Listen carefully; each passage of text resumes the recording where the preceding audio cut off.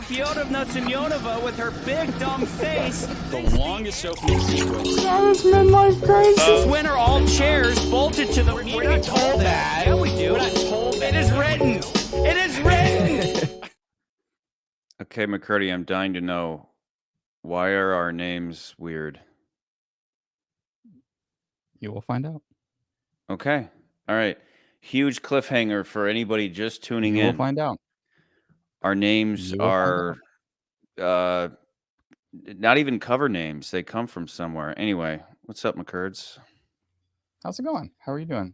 I'm getting off a long Hunter Bender weekend.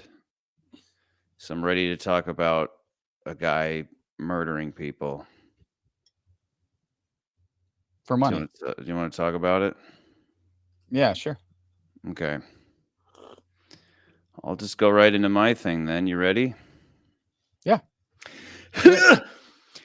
The Killer is about an assassin who for the first... remember, you're supposed to keep me on top of my stuff. I was just about to keep Boom. you. There you go. Okay. All right. I guess Carl I'll keep Winslow. up Carl Winslow. It's evocative. Or is it provocative? Whatever. The Killer is about an assassin who for the first time botches a job and has to deal with the consequences. Throughout the film, we see how meticulous this man is in the planning and execution of his work. We see his seemingly unlimited resources and false identities put to use internationally while he fills in the downtime with voiceover of his murder wisdom and nihilistic philosophy. All of this would be great if there was a story attached, because this is a film we're talking about, not a TV show. But that's exactly what it feels like in the end. A very good pilot episode of a TV series meant to establish a main character. It feels like an introduction with no follow-up, like a series of events that suddenly ends. A person has to be killed, and the killer kills them with little to no trouble. He even complains early on about the lack of creativity in his latest gigs.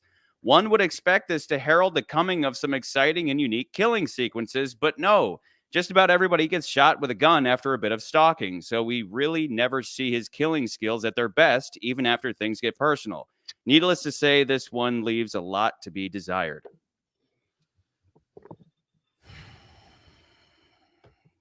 And then usually this is where you're like, I know it's bad. What? Are you a German tourist? Yes. Yeah, this is usually where you come in. You're like, I know it's not good, but it's not the worst thing in the world. And I'm like, okay. It really is not Why the worst should thing in the world. Of course, it's not If the you're worst just thing in the engaged- world. You were like literally engaged the entire time. You're like, what's going to happen next? But I will say, Try that rewatching it. aside, Try rewatching that it. aside, You'll at be the like, end of the movie, yeah, at the end of the movie, I'm saying, but that aside, it's like you're very engaged as you're watching this movie. At the end of the movie, you're like, what was the what? point? Like that's the feeling, is you get this feeling of like, wait, What was the point? you do want to go back and rewatch the movie, and you've done so, and Yep. you have your takeaway. I have my takeaway from it, but I guess we'll talk about a little bit more as we go on talking about this movie. Well, let's get into it. Well, let's get Mr. into Solomon. it, shall we? Mr. Winslow. Dude, by the way, I started the I can't say that with a straight face. I know. The December beer advent calendar. I'm on beer. There's number a 3. thing? Yeah, There- you there's have a a thing? beer every night, up to the 25th as advent calendars go. So, Right, that makes sense. yeah, it's a beautiful thing. That makes sense. It's a beautiful thing. Beautiful thing, It's a yeah. beautiful thing.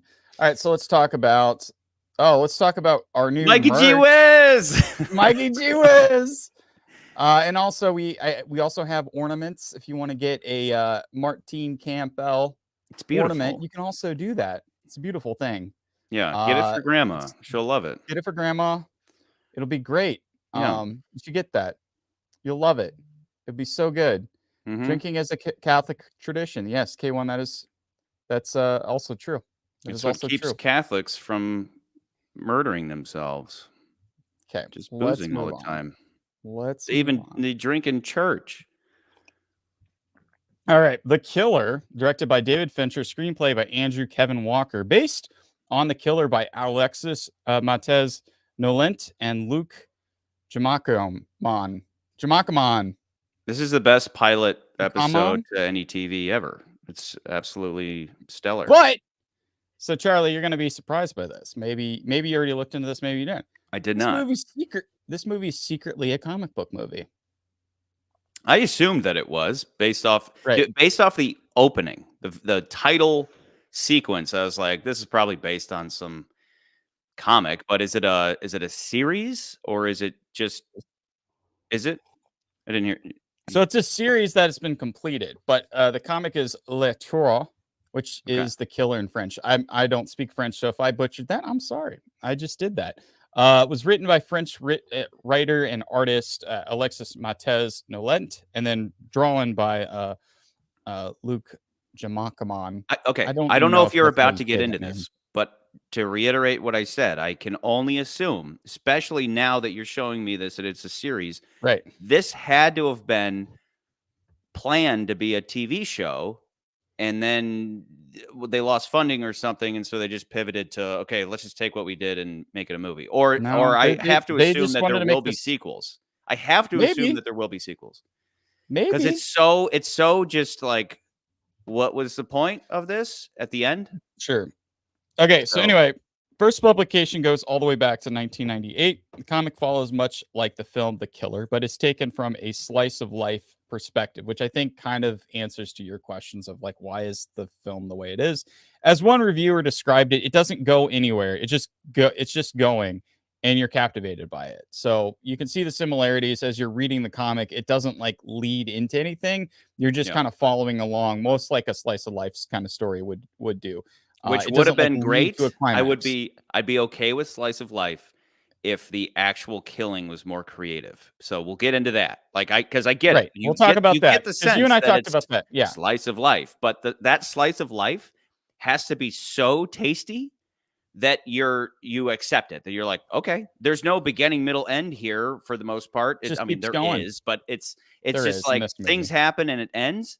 That has to be so appealing. The voiceover has to be so insightful. The actual like creativity of the kill sequences has to be so creative to truly captivate you. So yeah, it works when you watch it once. Watch it more than once, and you're just like, this could be so much better. But as usual, it's not the worst thing in the world. Sure. Anyway, let's move on. So this, why isn't my slides moving? There we go. So this is written by Andrew Kevin Walker. So back in 2007, the rights to the comic were optioned by Paramount, with David Fincher signed on to direct, and writer Alessandro Camon. He did The Messenger, he did Bullet to the Head, but he did a lot more producing work. So he produced Thank You for Smoking, American Psycho, the second Wall Street movie, so a bunch of other stuff. And he was originally set to write this, but then in 2021, Fincher took the project. I think some people said this was kind of a passion project that he'd been wanting to do for a while. And then he finally got the opportunity to do it with at Netflix. Fincher took the project to Netflix, where he had writer Andrew Kevin Walker, who he had only previously worked on Seven, Fincher's true first film. And We can Fight talk Club. about that. Seven and Fight. Club. Well, yes, Seven was the first, like the only film that they actually officially collaborated on, but Andrew Kevin Walker did script doctoring and rewrites for both Fight Club and for The Game, which is the two other films that happened after that. But he's also known for films like Sleepy Hollow, 8mm, and The Wolfman, the Joel Johnston remake. So that's Andrew Kevin Walker. And then we move on to our boy David Fincher here. Now, Fincher is up there as one of today's biggest auteurs. He's done everything from Seven, The Game, Fight Club, Panic Room, Zodiac. The list goes on. He's been nominated for Best Director at least 3 times. He has yet to win. He got a start in visual effects and worked on Return of the Jedi and Indiana Jones and the Temple of Doom.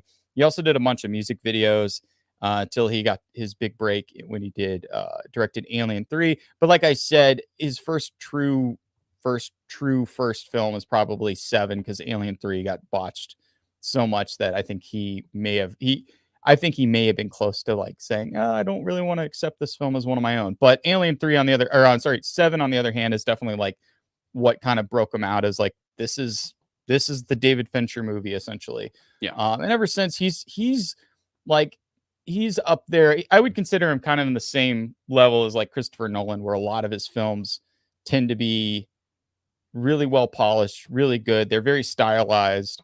And a lot of them are crime stories for the most part. So main I really difference- enjoy it. Generally, I enjoy his movies. I agree with all that. I think an interesting difference between the two is that where Fincher came from visual effects, so his movies have always, even the ones with a serious tone that don't Like call Panic for Room. special effects, like the Panic opening Room of Fight doesn't need Club. Yeah. The opening of Right. Fight Club is all this CGI, and I mean, it like technically looks terrible today, but you don't care. It's not like you're gonna, oh, that looks fake. It's part of this very interesting story, so you don't care. Right. But he's always embraced visual effects, whereas notoriously Chris Nolan's like only use CGI if you really, really, really need it. Otherwise, try to do everything practical, shoot on film, very old school. Fincher, Right. it's my belief that David Fincher is the first director to take digital filmmaking, be it both digital cameras and CGI and all that, and make it beautiful. I think he was the first one to do that. We all know what the Fincher style looks like now. It probably came about maybe like around the time of Zodiac and maybe Social Network, like in that era. Suddenly he became, or even, like think House of Cards. He took what used to just be shoddy looking digital photography. And once, the Alexa came about, the Red, like these high end digital cameras, he was the first one to maximize the potential for style within that digital realm. Yeah, he did. I believe it was if him that yeah, because I believe broke into I that think it first. was that I think it was Social Network that he was shooting on digital cameras, and I think up until that point, film was still the norm for a lot of these movies, and it wasn't until I think around that time where he started to break out and be like, no, we're gonna stick closer to digital, and then you started seeing a huge push for digital across the board. Yeah. But prior He was to the that, first one to make it beautiful, though. Like, yeah, but gorgeous. he's also, I think he's also one of the few filmmakers that a lot of filmmakers will edit on Avid. I think he's one of the few that edits on Premiere, if I'm not mistaken. So yeah, he's definitely kind of a revolutionary in that style or in that type of filmmaking as far as the digital movement goes. But yeah, that's David Fincher in a nutshell. Also, he's a perfectionist, and most accounts say he's kind of an asshole. I've also had a friend, not a They friend, make the somebody best movies. I A-holes worked make with the somebody best who movies. said really the way he described him was really just like he'd get a little whiny if he didn't get what he wanted. Because they were like, David, we can't do this. Like, this doesn't exist. We don't have this. And be like, well, why not? So, which I just love imagining him being.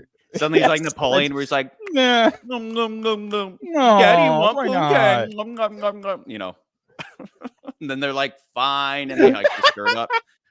Yeah, that's how I want to imagine David Fincher. But Yeah. his movies generally, on the whole, his batting average is pretty good. Yeah. Pretty good.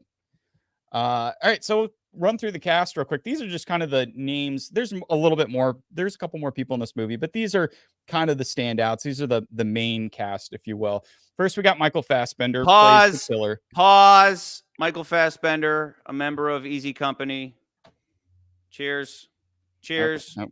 Band of All Brothers, right. Easy Company. Cheers to Michael I Fassbender. had that down. I just want to let you know that. I did write Yep. that he was in Band of Brothers. Anybody a Oh. member of Easy Company or the Fellowship of the Ring, Insta Toast. So there you go, Insta Michael. Toast? Thank you. All right. Insta Yeah, Toast. Insta Yeah. Toast. All right, so he got probably his start on 300. Like, that's the first time he broke out in the movies. Of course, he did Band of Brothers. And then it wasn't probably till Inglourious Bastards and X-Men First Class when he really started to become more known through most the film scene. And then Yeah. Fincher originally actually wanted to get Brad Pitt for the role, but Brad Pitt actually turned him down.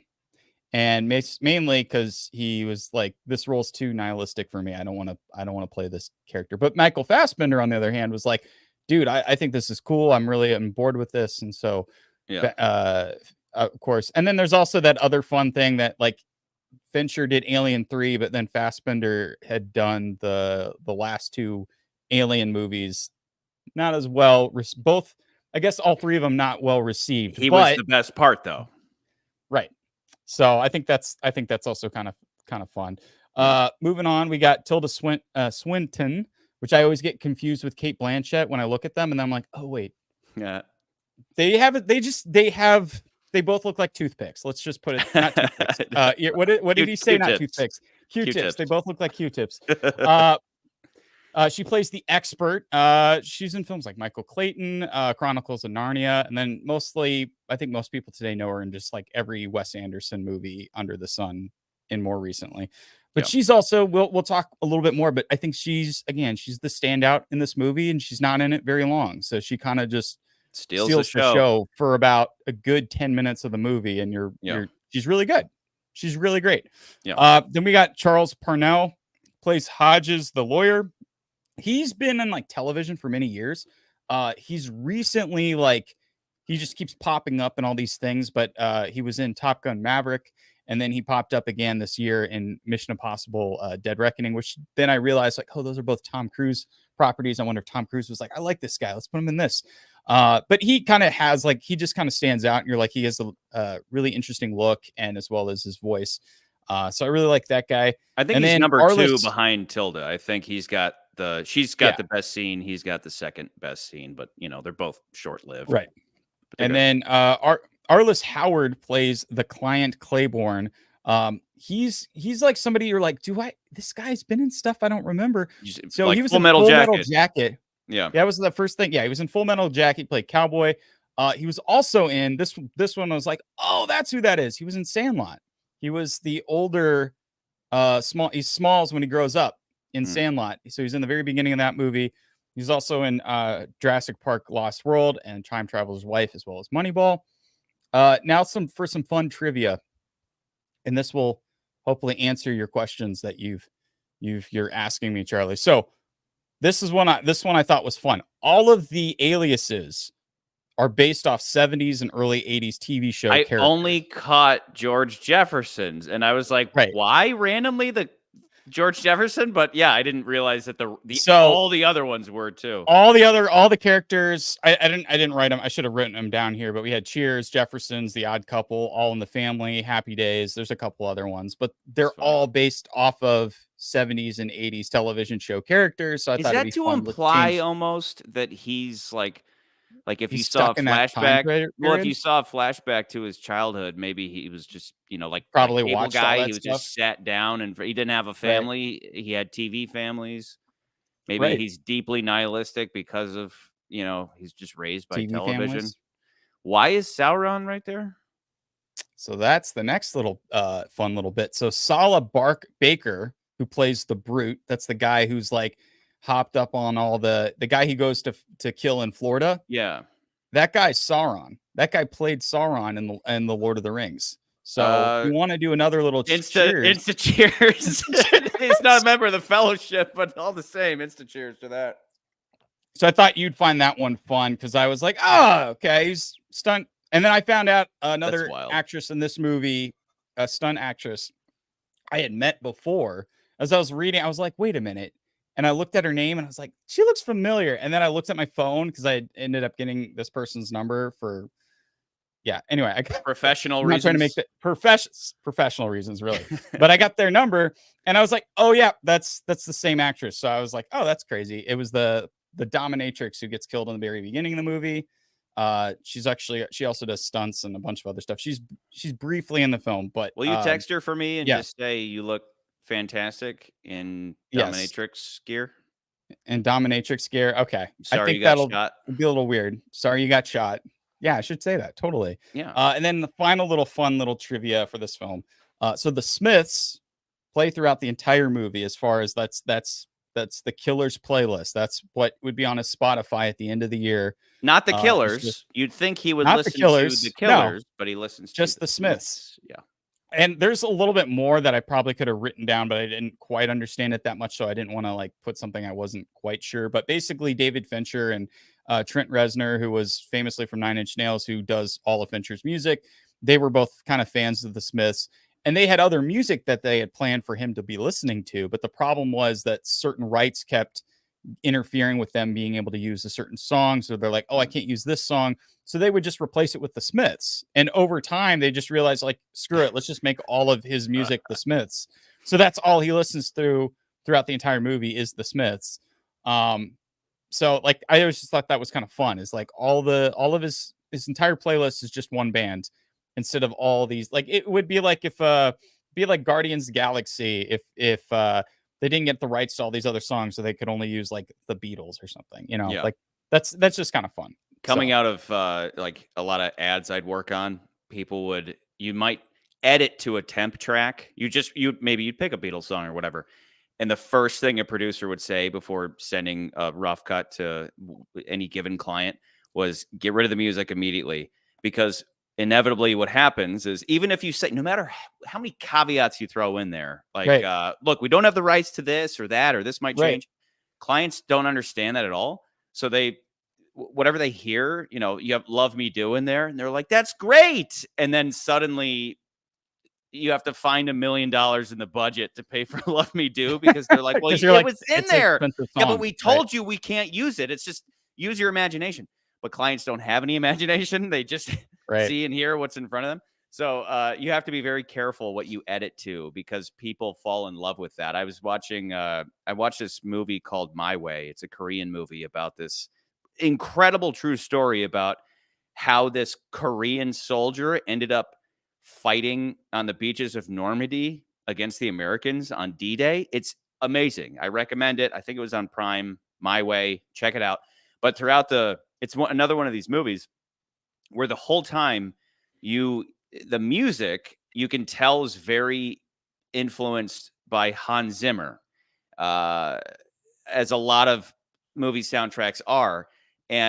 But you can sometimes tell, like, I bet while they were editing this, they used temp tracks that were just their favorite Hans Zimmer songs.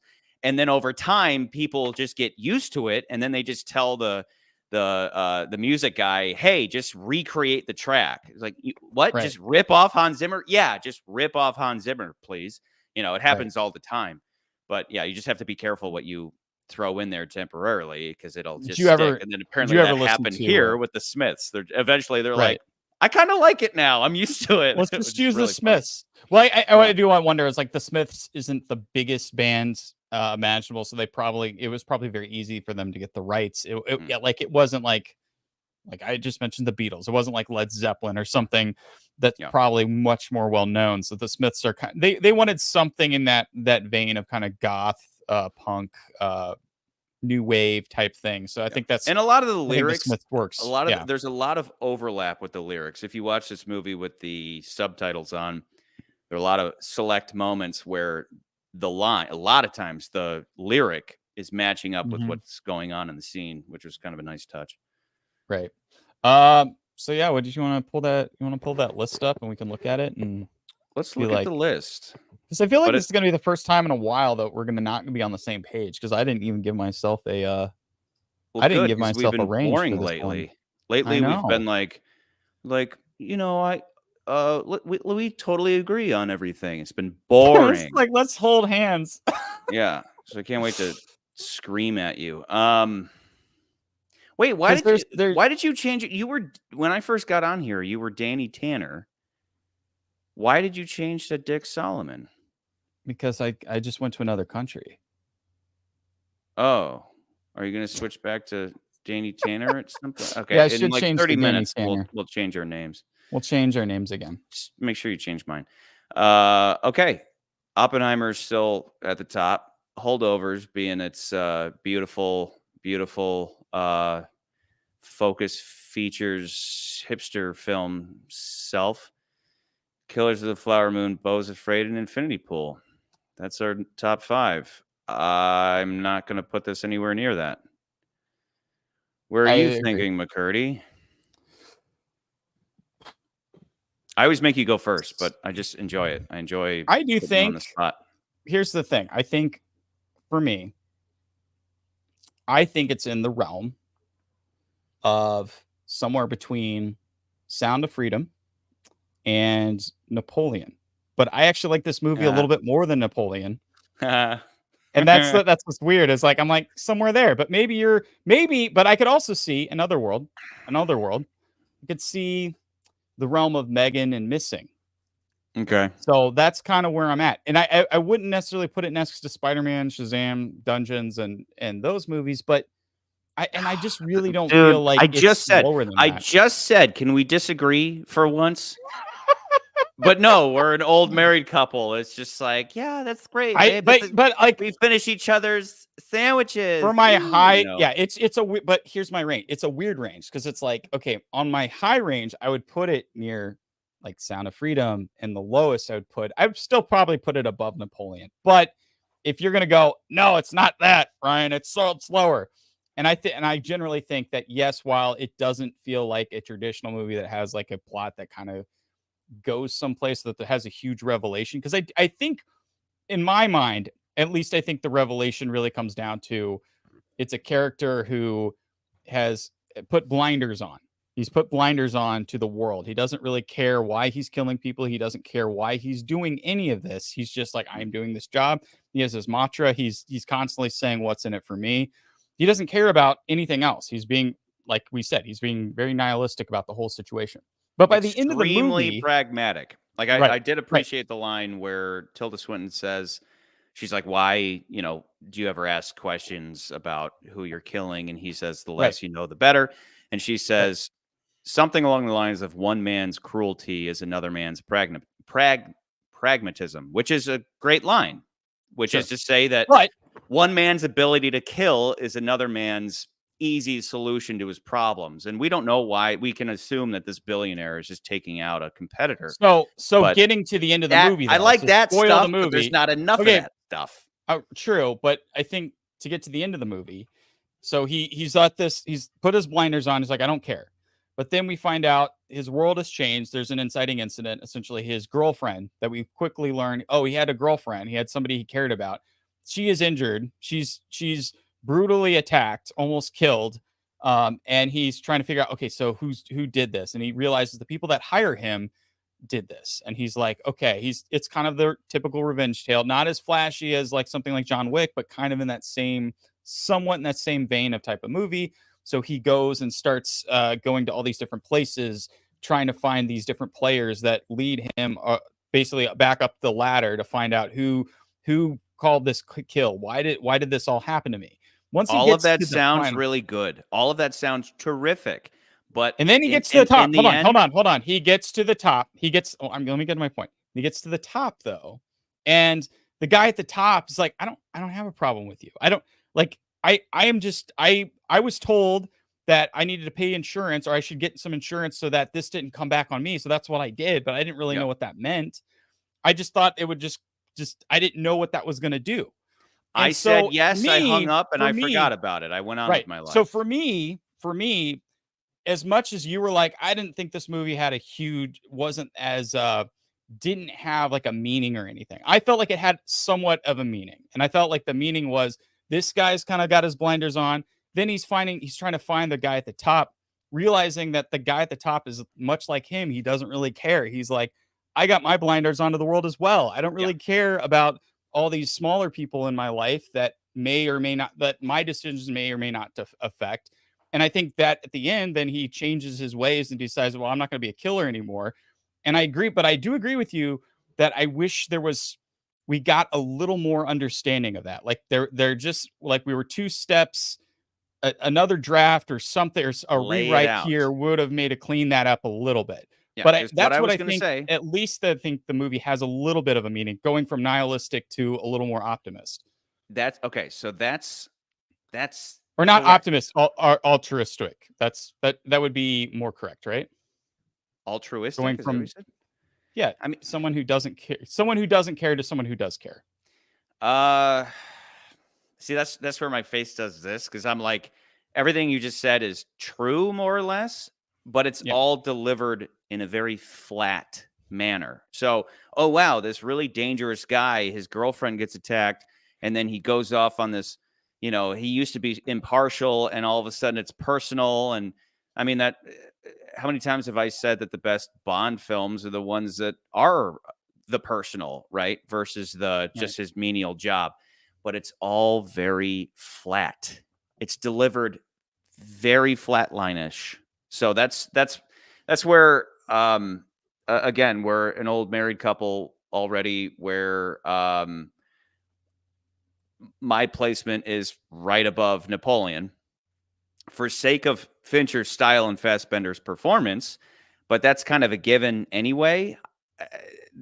This is, I think, on that note, like, that's me just kind of giving credit to the form.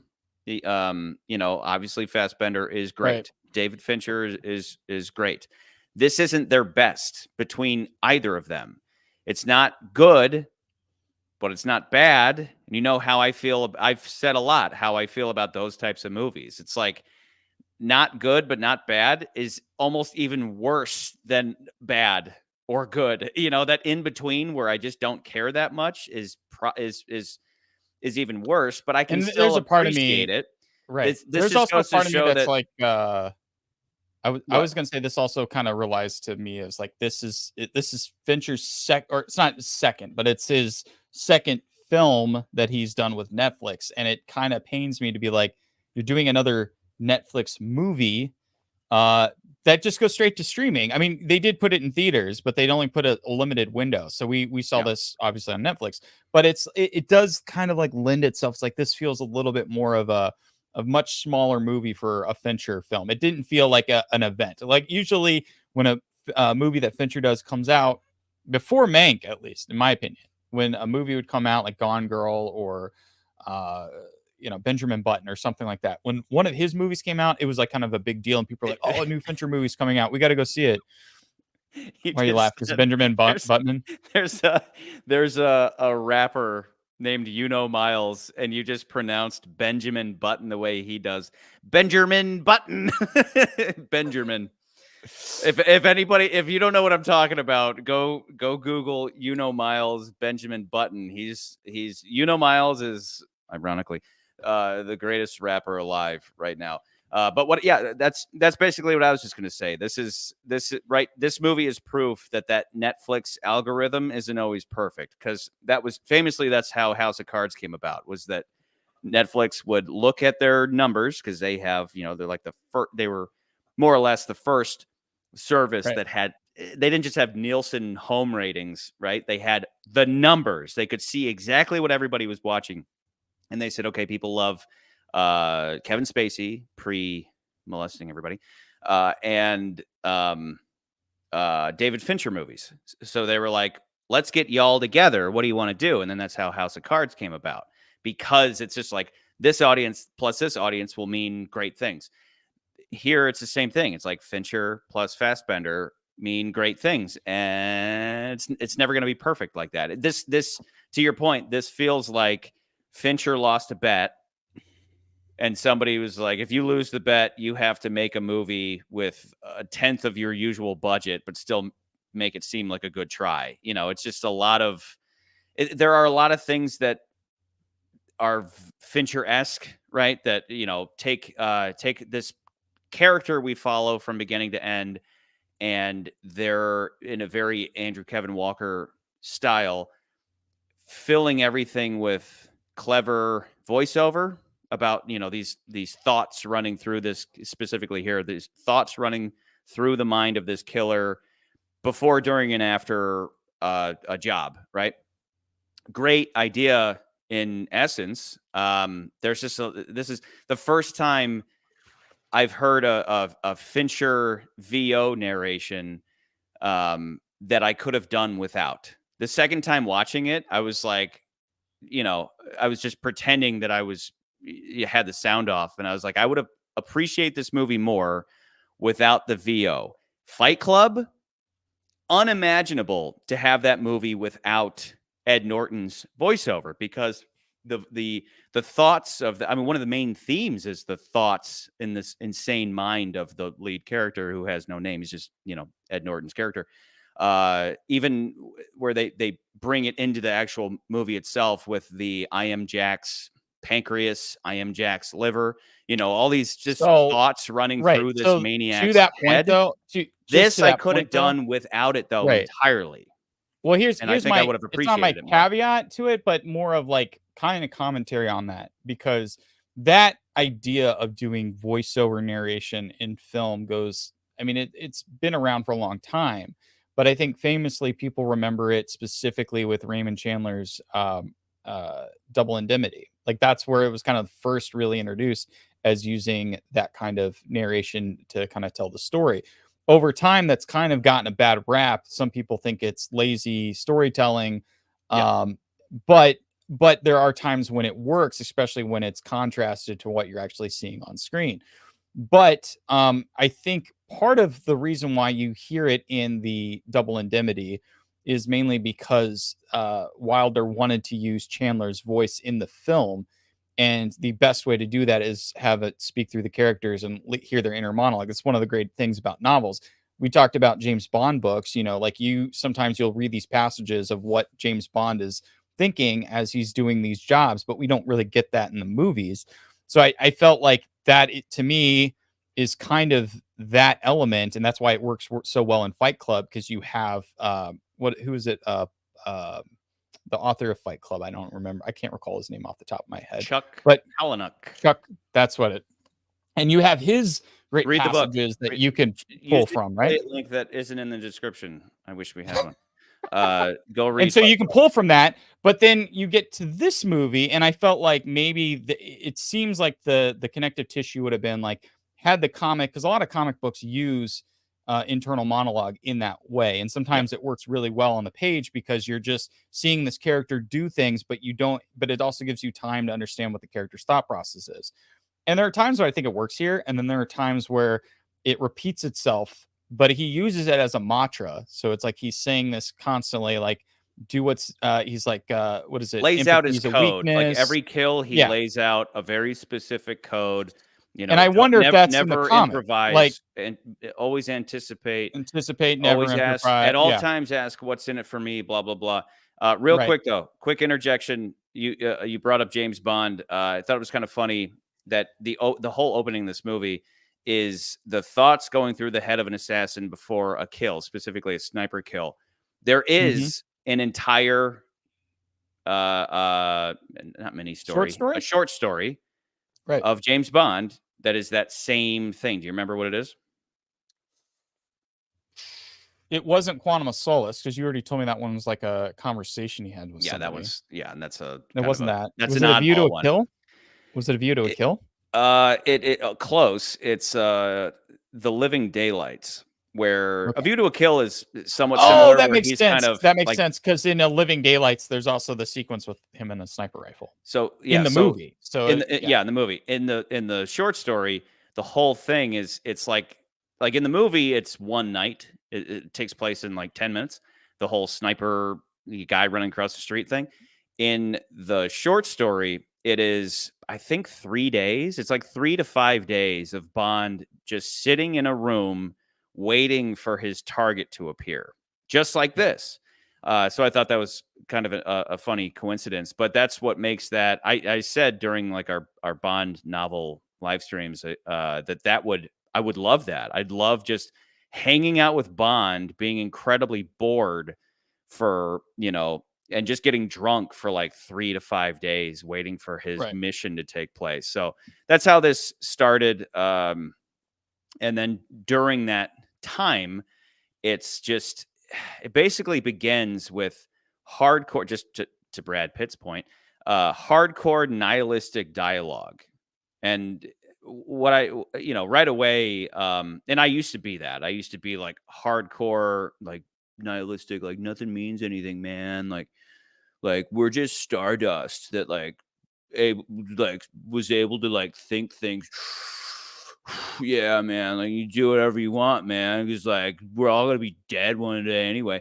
Back when I was a stupid 20-something. And that's what I immediately find interesting is that's how people justify selfish behavior, pretty much. For the millionth time is what my book is about. Still unreleased book. They easily justify doing horrible things like he says at one point, he's talking about overpopulation, and he's saying nothing I've ever done will make a dent in these metrics, meaning like, there's 8 billion people in the world. So what? I kill a few people, like big deal. Like he's justifying. And I know somebody out there will say, well, religious people do horrible things too. Yeah, sure. But typically they're motivated by two different things. The religious doing bad things are typically motivated by sacrificing the guilty for the sake of the innocent, versus the opposite, which is this movie, sacrificing the innocent for his own benefit, right? The whole movie is he's enriching himself by killing people, and the first like 30 minutes is him just justifying it. And then that kind of comes to a head with that when he kidnaps the woman, he takes out the lawyer and he kidnaps the lawyer's secretary, and they're driving together, and she turns and looks at him and says, "I'm not a bad person," right? That's what all bad people say. Like, I'm not a bad person. I just do bad things for the sake of my family or whatever. So like, that's all very promising. That's all. And I'm not like counting on, I'm hearing all that stuff and I'm like, oh, that's good. I'm not counting on him having a character arc where he discovers Jesus Christ and corrects the errors of his ways, right? Like, that's not what I'm waiting around for, but I am waiting around for some kind of change. And if there is no change, right? If his character doesn't change, which he really doesn't from beginning to end, there's no change. He's the same nihilist at the ending as he is. I mean, we'll get to that, whether or not he actually is or not, but he doesn't really change throughout the story.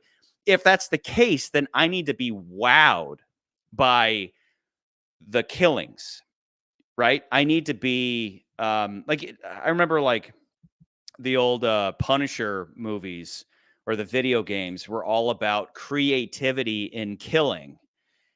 I anticipated being wowed by the killing in lieu of a character arc, and you don't get either. So that's where by the end of the movie you're just saying, So yeah, this movie here? this movie is not John Wick, and I think in some ways I like it more than John Wick because of those things. That's a Because it's prime not example of what I'm getting at. Yeah, but John Wick, yeah, okay. So John Wick is a movie that is all about style over substance in many ways. But I think that because it's so stylized and because it's so engaging and it's such an inner piece of entertainment that you're so captivated by. Tour de force. That you're really captivated in, and it really kind of moves you to be like at the edge of your seat.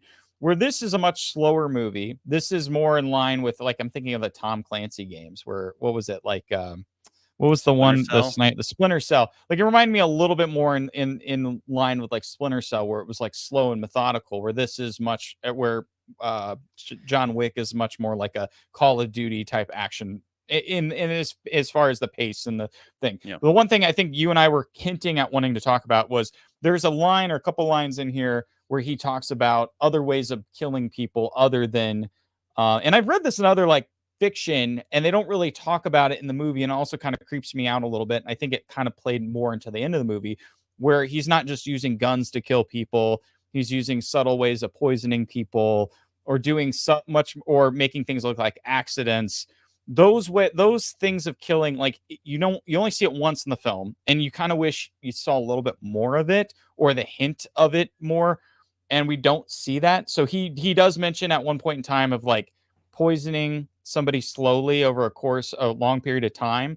So you would have no idea it was a murder, or if it was somebody. He says something along the lines of, over time, I've come to appreciate, I think he said proximity kills, right. or however he phrased it. What he meant was deaths where it's like, okay, I can't just line up across the street and shoot them with a sniper rifle. I have to do something that will look like an accident, look like natural causes, whatever it may be. And so that's why it's called The Killer, because it's like he's tasked with taking somebody out and he can't just snipe them. So he's got to be creative. And he says that early on. He says anything involving a little creativity, like that's what he's started to like. Right. We as an audience agree. We're like, oh, okay, cool. Hopefully this is all creative. He says, and then he follows it up by saying, when was my last nice quiet drowning, and I'm like, there's even a moment where he's marching Tilda Swinton to a river or like a pond or something. I think it was a river, and I expected him to like viciously drown her, like a quiet drowning, just like a little setup and payoff. But instead, again, he just shoots her in the head. Everybody just gets a headshot. So they're not that imaginative. Well, there's one kill. We get one kill in the movie where the lawyer's secretary. What am I saying? Suckutary. Jesus. Secretary. You've been on P-Hub lately? Was it a Freudian slip? Maybe. Oh, No, but she actually has the what's that? The Rolodex that actually has all the code to understand who owes what and whose client is who as far as all the killings. Because apparently this lawyer, and it does a great job of opening this world where you find out like this kind of like in John Wick where they have like a central location where all these hits and kills are put.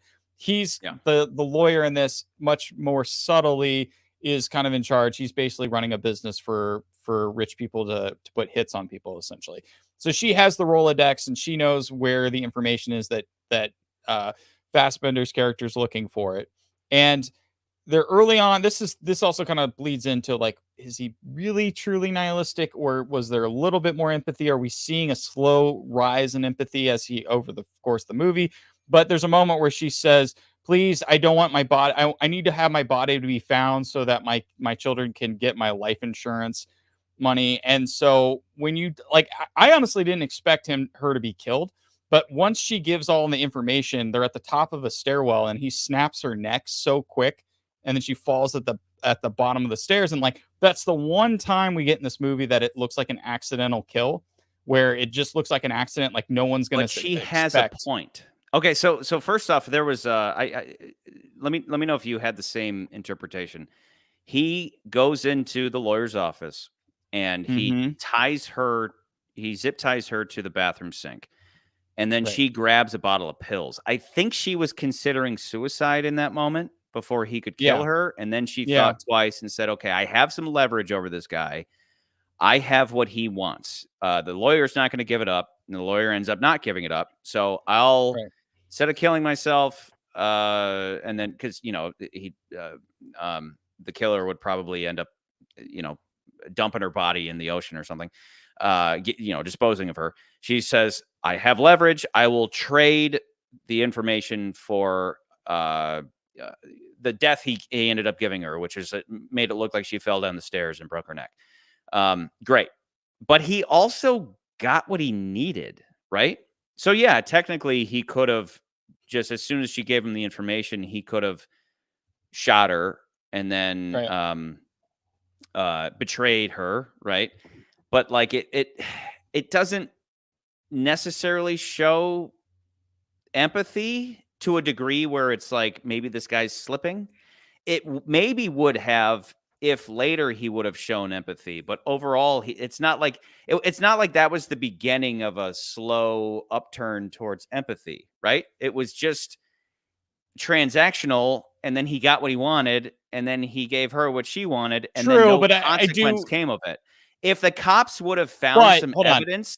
Remember the whole movie? The whole movie he's covering up his DNA. Like even when he washes his hands, he sprays bleach or whatever. Yeah, he sprays little bottle. Yeah. You would expect that the moment he starts to betray his code, there'd be some consequence. But anytime he betrays his code, there is no consequence. It's like I was having flashbacks to Dexter, because Dexter has this Michael C. Hall's voiceover the whole time, where you're kind of getting his professional people killer, and he's giving this voice, this very creepy nihilistic voiceover. Dexter's is obviously significantly better. I don't think Fassbender's American accent is particularly attractive or gives you any feeling or whatever, but Dexter's is great. But Dexter has his code, and then notoriously over time, over the series, the life of the series, he starts to betray that code stupidly and for no reason, and that's its own can of worms. But right, I thought they're similar. So as far as that thing goes, though, I know you were like, well, he could have not killed her, but my thought was more or less she had said, hey, I need my children to define my body. And so Yeah. at least in that regards, that's where I was like, in his weird twisted way, I took that as, well, at least your body will still be found by somebody. Yeah. And so even if and it looks like an accident, so no one's going to trace that I killed you. And also he hid the lawyer's body as well. So we're led to believe like he knows how to dispose of bodies and make them disappear for She long says periods of that. time. She explicitly says, Right. I know what you're capable of. I know you can. I know you're very good And at that's making that's people where I was disappear. like, Please and don't do that's that where to I was me. like, and that's where I was like, okay, at least, and again, I said in a very strange way, to me, that seems a little bit more of like, because he could have just been like, no, screw you. I'm just going to take your body and so no one could find it. But Yeah. instead he leaves her body out. So that's where I was So like, what was the that's where I felt like consequence? that. What was the consequence of that?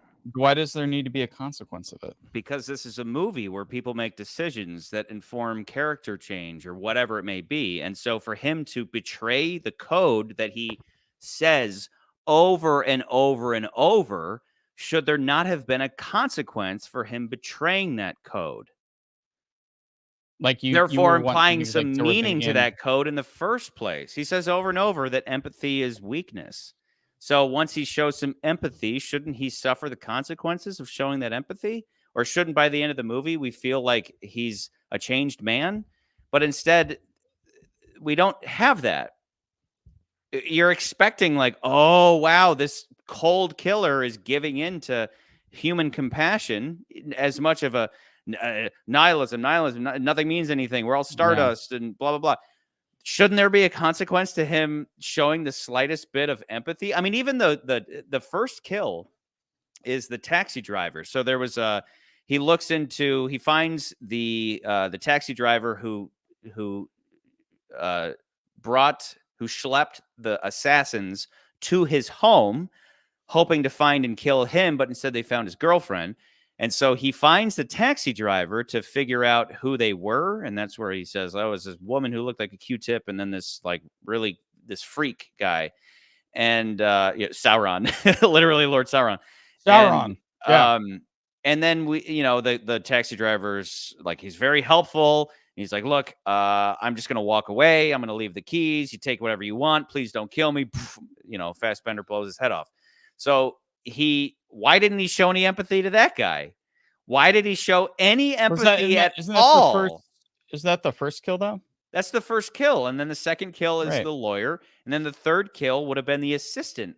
And I'm shocked that Fincher, Mr. like crazy man Fincher, wasn't like, no, he should kill everybody. He should be as brutal as possible, unless there was a character arc that was going to be that this guy's going to be a changed man by the end. And we'll get to that. We'll get to the final. I think he is a changed man by the end, though. So it's like he is. It's like here's the thing. He is, and I know you're saying it's not that part spelled of me out, and like, it should have been. Right. It should have been more spelled out. Maybe you're right. Right. It's almost left to interpretation because of the VO. That's my biggest problem, is that like every piece of voiceover coming from Ed Norton's character, and I again, Fassbender, Fincher does it a lot. He does the really interesting, again, it's usually Andrew Kevin Walker. He does really good voiceover, even Gone Girl, throughout a whole film. And every single VO line from Ed Norton is motivated, and his character would know that factoid, whatever it may be. And it's within, like, his whole thing was being a guy who knows things, and he's clever, and he meets a lot of interesting people on flight. So he just has this like mind of trivia. And so as things are happening, he's saying like, whatever, like, I don't know, something's happening with body fat. And he's like, 8 out of 10 people, blah, blah, blah, body fat factoid. That kind of like just adds. Sure. It's always adding. Well, there's so many times in this movie where Fassbender's character is saying something in the VO in a similar way as Fight Club. But I'm like, well, that was like a meaningless thing to say, right? It doesn't ring the same way. It's not adding to the situation. It's just saying something just to say it, as if there needs to be a line here. So let's just have him say a random thing. And it just doesn't hit as hard. And that's where I'm like, I kind of could have done without that entire VO at all. And then on top of that, continuing to compare it to Fight Club, there's a very real, very present and in your face character arc from beginning to end. And with this, it's kind of up for debate. And I think that it's more or less because we're missing things. And this is a rare case where like the character arc really should have been spelled out more. And it kind of comes down to slightly, I don't know who to blame. I think starting with the script, but then also even like Fassbender's performance is, you can debate whether or not he is the number one assassin on the planet.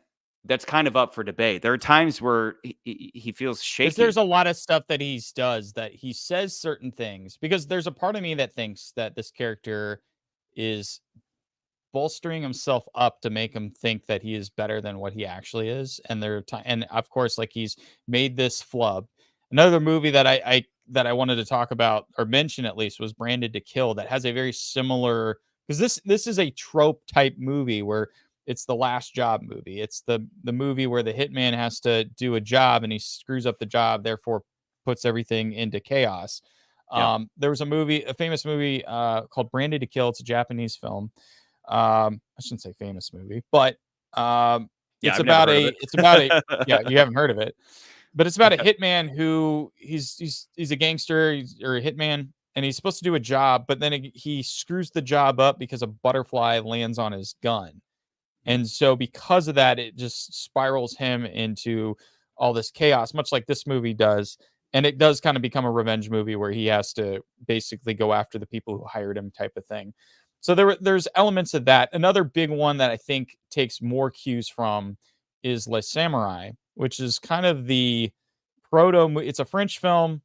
It was the proto movie for films like Drive and Baby Driver and The Driver. Basically kind of this very stoic, doesn't say much, doesn't have a lot of, it doesn't say much, but he has a method and he does a lot of interesting things to pull out his jobs, or play his jobs out. In Les Samurai, he's a killer, he's a hitman for hire, but he screws up his job, and then the whole movie is him trying to escape, essentially, and avoid getting captured, which I think is kind of similar in some respects to this, but it's more about like how that character is portrayed.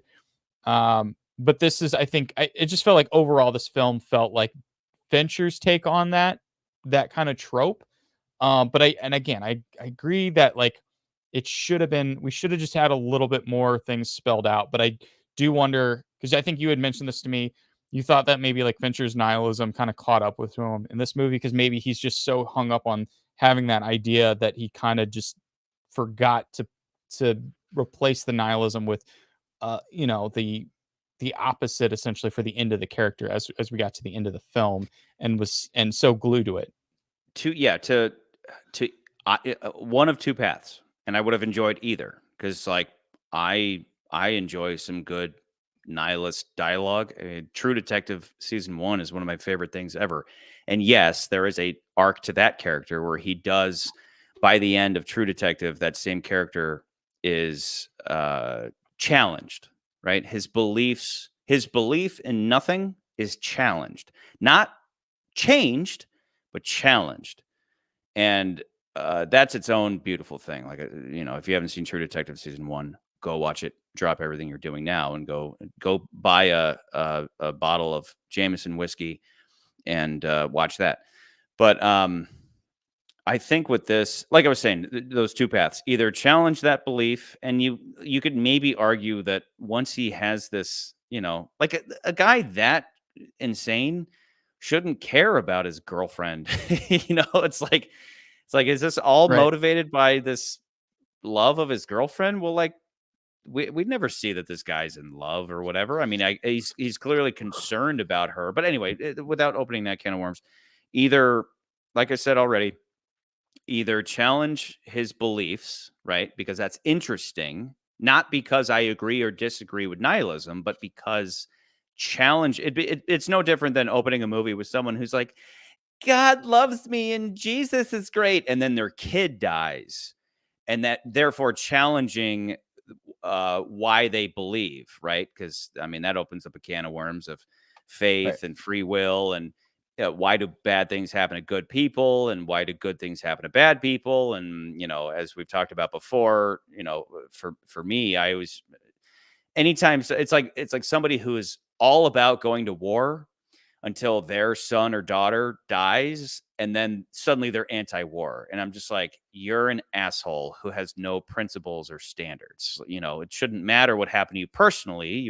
Your principles should be the same regardless of outcome. But anyway, I think all that being said, the main question of this movie, I believe, and I do not think that it was laid out or nailed, but if there's one main question that that could at least provide some interesting discussion on this movie is, and I'm going to personalize it for you, McCurdy. Do you think that he missed that shot in the opener that caused all the problems in the first place? Do you think he missed that shot on purpose? No. Okay, because I asked that specifically because if I were to try to attribute a theme to this movie, it's largely about boredom. The very first line of the film is something along the lines of, to endure this kind of work, you need to be able to handle boredom, right? And it's kind of like The Most Dangerous Game. The idea behind the story, The Most Dangerous Game, is that you have this hunter he's killed everything. He's got every conceivable animal on his wall. He's won every trophy, and he's bored. And so he brings humans to his island so he can hunt human beings because they're the only thing that provides any excitement anymore. So I had that in mind watching this, especially the second time, because it's like he's so good. The whole movie, we're seeing just how talented he is. And even though we mentioned that, like, well, maybe he isn't the best, but in the end, he always is. Like, the guy never loses anything. He's pretty much always winning, to the point where I kind of got the sense that he was self-sabotaging. I don't know if you've ever pinpointed yourself doing this before, McCurds, but certain people, when everything's just all hunky-dory, they will self-sabotage their lives just so something interesting will happen. I mean, I remember when COVID hit, I was excited. It's like, oh my God, this is an excuse to quit my job and do something new, because I was so stuck in just like, is this the rest of my life? And then a global pandemic hits, and I'm like, oh great, let's start a podcast. I mean, you can look at the date that Ranked started. It's like, we are definitively a pandemic podcast. A lot of podcasts were started in that time because it was like, well, we're all at home anyway, and we're all calling each other and talking about movies anyway. Let's just film it. So the first thing that the killer says when he misses the shot, and he's running away from the cops, and he's ditching all his equipment, and he walks onto that footbridge, and he says, well, this is new, right? Oh, something new, because you do get the sense that he's kind of just stuck in this monotony, and like I said, the very first line is, you need to be able to deal with boredom, and that's the only credit that I could give this movie for, like, a central theme or like a motivation for this guy. But that's only answered by one moment when he sits down with Tilda Swinton, and she says, she basically says, you could have killed me at any time, right? And he even pulls up next to her in a car. He's stalking her, and he pulls up next to her, and he's brandishing his silenced pistol, and he could have just shot her. And she basically says, you could have killed me at any point. Why did you walk into this busy restaurant? And she says, I think it's why did you put yourself at risk? I think it's the same reason why you missed that shot. The same reason you impossibly missed that shot, as in, there's no way you could have missed that shot. That doesn't make sense. You're like the best of the best, and you must have self-sabotaged to generate something interesting in your life. Those are the only two times that is covered, though, to the point where I kind of wish that would have been the central theme and would have been scattered throughout. and maybe would have been Right. acknowledged in the end, but it's disregarded. And remember we said that about Napoleon, and this is kind of why I place it where I do against Napoleon, because Napoleon did the Right. same thing where it was like, we don't really have a central theme. We kind of have multiple themes that are canceling each other out. And it's this 1 minute and then it's that the other minute. And that's not to say, of course, that's not to say that one theme per movie. You can have multiple themes woven There's through always a a theme movie. that's kind of throughout, but there's usually one that it is the most spoken. But that's the one Yeah. that usually comes towards the end of the movie that kind of rounds the movie up. That's why for me, and at least what I've, because I did the typical YouTube thing where like nowadays it's like a movie comes out, people have to look for the meaning just to see what people are saying about the movie, because I already kind of had my preconceived ideas. But generally, I think the idea comes around where somebody who's kind of closed-minded or closed off from the rest of the world, realizing that the people that are even hiring them are also doing the same thing, and therefore you're like, oh well, we're living in a world where like it kind of goes back to a little bit of a nihilism type thing, but you go to a thing where it's like, oh well, like nobody knows what they're doing. Like we think we do, but like even the people on top, they don't know what they're doing. They think they have this master plan for all this stuff, and they're like, oh, I had no idea that that thing that I did was gonna cause all this pain for you. I'm sorry. Like that to me says a little bit to the movie, but I think that's where something where you kind of have to analyze it a little bit. The one thing I like about the movie, and I think maybe you just don't like it, is just like I like that you have to kind of think about this movie, like it leaves you thinking about it a little bit more. It's like, so what was the point? Because I think you and I agree. Like David Fincher's not someone who just makes a movie and it's just like, yeah, whatever. I think he kind of has a little more thought process to behind it. So like, even if we're wrong, if we're And both I right, want to whatever. believe But I do that. think it's interesting that I want to I believe think you, that's interesting. McCurdy. I love Fincher so much that I want to believe that's true. I want to believe that he's like, let's trim this and this out so it'll leave certain things up to debate. But I don't see something that is vague enough to be like, oh wow, that leaves so Because much there is open a for because the problem is interpretation. Hang on. I don't see it as leaving things open for interpretation. I just see it as sloppy. Unfortunately, I want to believe that there's genius in this decision and that decision, but when it's ends up just being flat, like by the end, it right. is just flat, both in the actual killings, and any kind of like interesting character stuff. I can't help but think that it's just sloppy, not secretly genius, but sloppy. Unfortunately, like Okay. okay, like let me lay out the ending. So the ending, after he talks with the billionaire. The billionaire's the only person that he leaves alive. And he even says, he's like, if I have to come back here, I'll find I'll find a more interesting death for you. I'll smear some radioactive element on a coffee cup, or I'll shove you down an elevator shaft or something. Deaths that would have been interesting. Other than just having a silenced pistol in his hand. But he decides, for whatever reason, he decides to leave the guy alive. It's not like, and then again, no consequence comes of that. But and then we have the epilogue, right? It says, and this is everything he says in the epilogue. The need to feel secure, it's a slippery slope. Fate is a placebo. The only life path, the one behind you. If in the brief time we're all given, you can't accept this, well, maybe you're not one of the few. Maybe you're just like me, one of the many. Which is to say, it's the opposite of everything I just said, right? Everything I just said, I believe the opposite now. Fate is real. Security is an awesome thing, and I have my whole life ahead of me, right? And it's like, it feels so pasted on, as if all of a sudden we have a character arc of going from nihilism to optimism, but it's only in the voiceover. It's not as if it's sprinkled throughout and organically manifests by the end. It's just like nihilism, nihilism, nihilism, and then in the epilogue, in the 30-second epilogue, it's like, by the way, I'm not a cynical nihilist anymore. Like, what? And then the movie ends, and it's just so weak. Oh, it's just so weak. as opposed to something, again, I'll keep pointing to Fight Club because I see the most similarities to Fight Club, where he reconciles himself with his alter ego, and then Brad Pitt, of course, who I'm wildly interested in the version of this movie that had Brad Pitt. But then, and then what does he say to his girlfriend? He says, "You met me at a very interesting time in my life," and it's just that movie is so magnificent. Where this movie is just flat.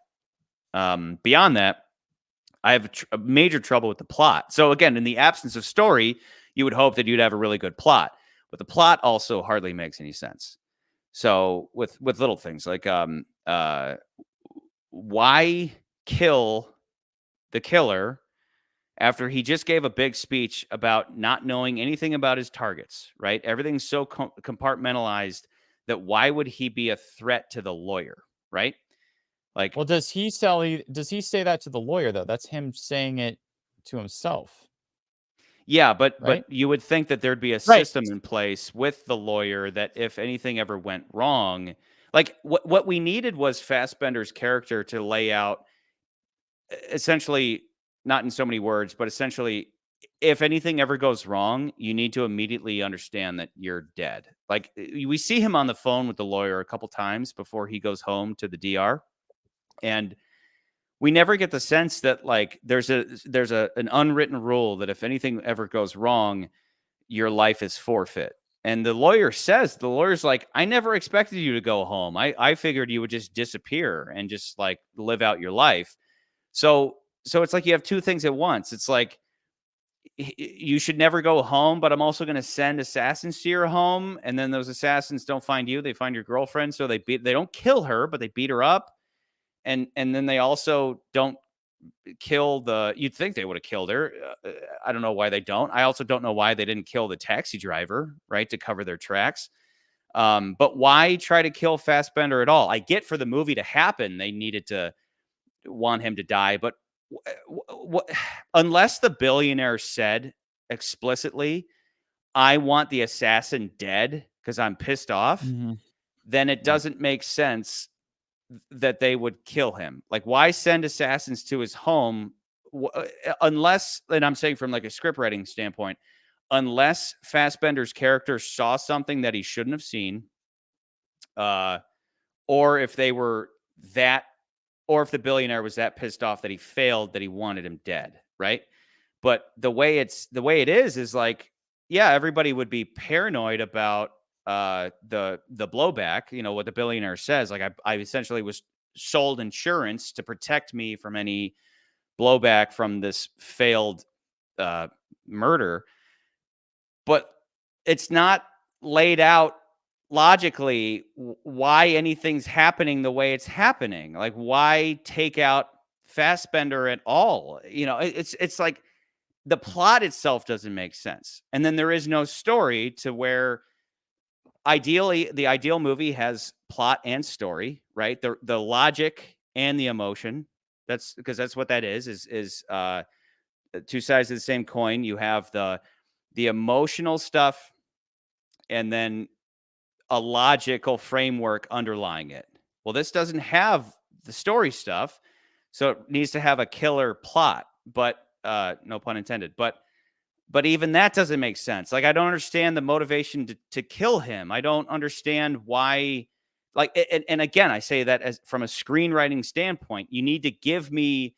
The lawyer needs to be saying like, business is business, and we needed to take you out because you saw something you shouldn't have seen, or you know something, or we can't trust you, or whatever it is. But they have this airtight system where there would have been no blowback, nothing would have come about it. Like it's like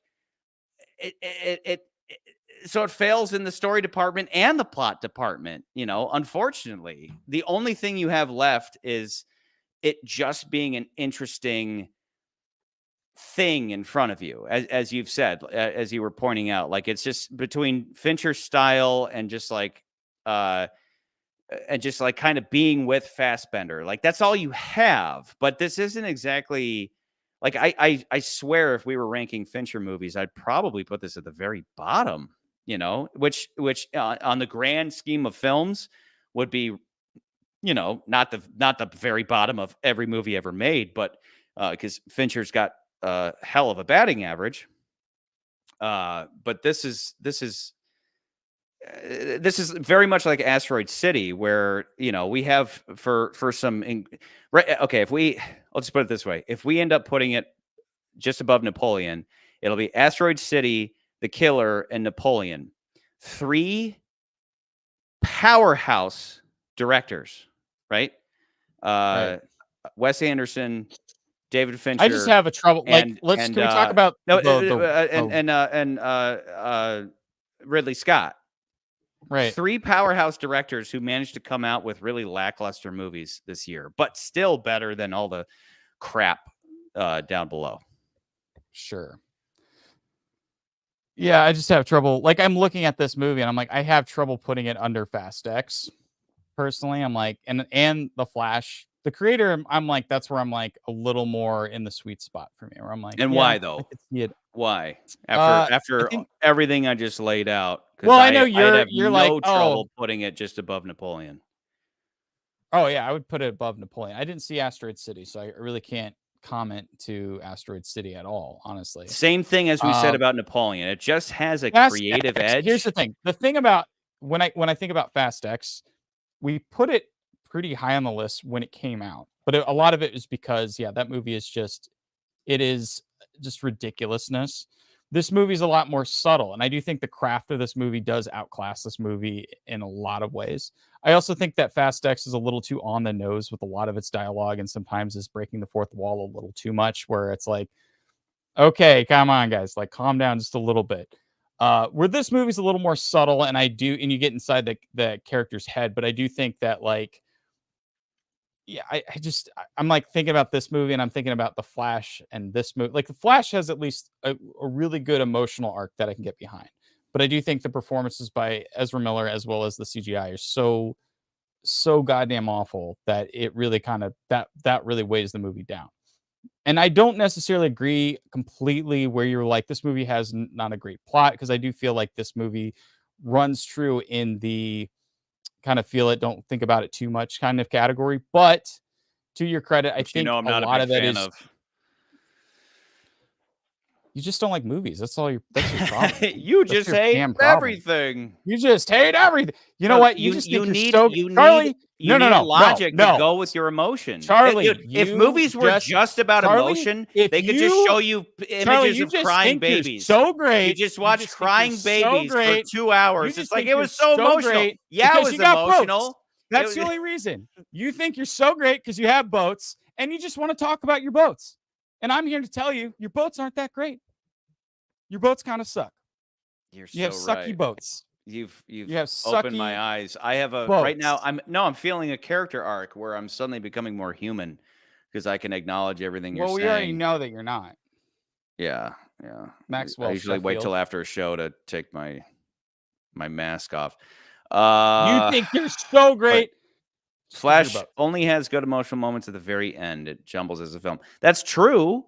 But I still think that there is a character. At least there's a character arc throughout the Flash. Whereas with this, I get the intention of an arc. Characters don't need to have necessary. They don't need to have an arc. But if they, for the millionth time, if they're not going to have an arc, then we need to see how awesome they are. But every single sequence in this movie is the same. He flies somewhere new.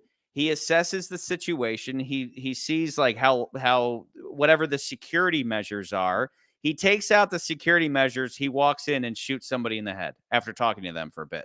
It's like it's so unimaginative, and I'm not going to say boring, but it could have been hyped up a little bit and made more interesting to the point where it would earn the title of the killer. This guy who is so good that he's just like John Wick. He's so good that he could overcome whatever situation needs to be overcome. But everything it's like, everything worked out with hardly any trouble at all. It's just like, the billionaire is here, so I'll just walk in. Meanwhile, the VO is just spouting off about McDonald's or something uninteresting and doesn't really have much to go. He doesn't say anything about McDonald's. He eats McDonald's while he's talking about you need food for survival, and then he's eating. No, he McDonald's. talks about how many McDonald's there are in France and how it's like a good. Oh yeah, that's right. A quick bite to eat for €1 or whatever he says. You know, He's like for the amount. I think he's that whole exchange is about the equation of how he equates food to calories, not so much of anything else. And so he's like, you can get for this amount of calories, you get this amount of money, which most people don't equate food and calories all the time when they're talking about their food. They just are like, this is good, like eating vegetables with your meat. It's him like being pragmatic. I get that, but like. Right. Meanwhile, Fight Club would have, if it was going to bring. Well, you keep comparing it to Fight Club. I don't think this movie's Fight Club though. So you just like go on about this movie's like Fight Club, and what's wrong with comparing it to Fight Club? It's got all the same elements. It's like it has so many similar not elements. Even close to the same. I would equate this movie to something more like in similar plot versus like something like John Wick. Or yeah, but we're talking about a filmmaker who's employing the same kind of, the exact same. Let's have a story about a specific character driven by the thoughts in that character's mind, and Fincher does that a lot. He does that with several movies. I would say that the easiest comparison is Fight Club have more to do with but the thoughts in Fight Club have more to do with like, oh, I'm going to start this movement versus. It doesn't have to do. I'm not. It doesn't have to do with the thoughts compared to the plot. It's the thoughts in conjunction with the plot. How they Fight Club is constantly building up. I mean, all of the VO is in character, whereas with this, it's more like I said. He'll say something just to say it, like, "Oh, we need a line here," versus every single line in Fight Club is motivated or has something. It has to do with what's going on in the scene, and it matches the character. So you would just put this is just kind of empty. So you think this movie goes right, just like that's the spot where you want to think it's just right above Napoleon, like that's where you'd put it. That's where I'm at. I think that you're just right there. Let's get specific. Because you mentioned creator. For me, I think it's under creator. Like I would put it under creator above the Flash. Okay. That's I'm not that far off from you. It's not that far. We're right there. Mainly my reasoning is because I didn't see Asteroid City. I kind of want to. Still want to see that movie. I do like Wes Anderson's films. You should. The last 2 weeks have been us. Let me go watch. Let me go watch it and then come back.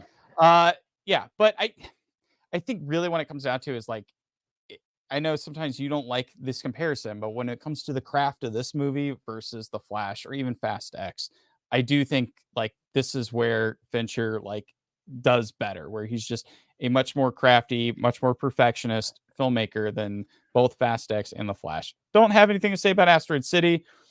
And I do think that even though you're like the plot isn't perfect, I do feel like this movie is a lot more engaging, where you're just sitting there trying to figure out like, how is he going to get through this scenario? How does he come through here? And I do think that like when we get to the Brute, that's when at least you raise the cards a little bit more, where he's like, oh yeah, he's like this slim dude that's just like athletically slim guy, and then he's fighting this roided out dude. Is he going to actually survive this?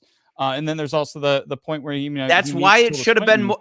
That's if you're going after. You're like, it should have been more of that. If that's your adversary, then you should get creative. But instead, he just walks in there with a gun. But I have trouble. I really do have trouble. I have trouble. Do something interesting. That's when you should be smearing some radioactive poison on a coffee cup to take down this big guy. That's more interesting than, once again, I'm going to sneak in there with a gun. And then he flubs that and ends up killing him with a table or something. But like, for a character to say at the outset of the story that I miss really creative kills, I'm in the audience like, yeah, let's see some creative kills. And then you just get people out acting him, and then he just shoots him in the face.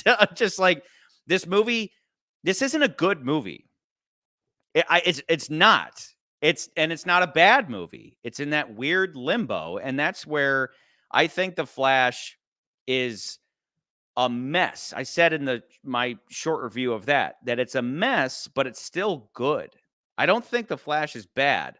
I don't think that bad CGI is enough to kill the story elements that are there. There's a better story in Flash than this movie. There's a better story, debatable here, in Fast X, and I still think Asteroid City has such a level of creativity that it outclasses this. Now, Napoleon is where you get into the messy territory of, and it sounds very much like what I've been saying about this movie, where it's the action stuff, the killer stuff, the Napoleon War stuff is good.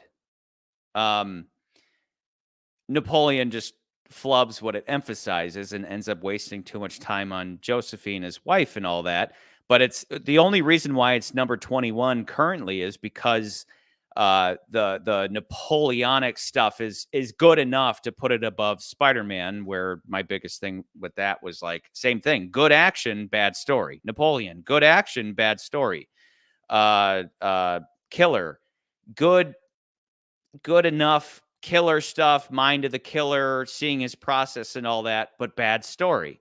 Asteroid City is slightly above that, where it's just more creative and original, but it's also a mess. From what I remember, it's like, I think mostly what we complained about was how it's like super self-indulgent, Wes Anderson wise, and has a lot of stuff that should have been trimmed out. Like, I remember everything that takes place in black and white is just like superfluous and should have been gotten rid of, and it's just Wes Anderson circle jerking himself.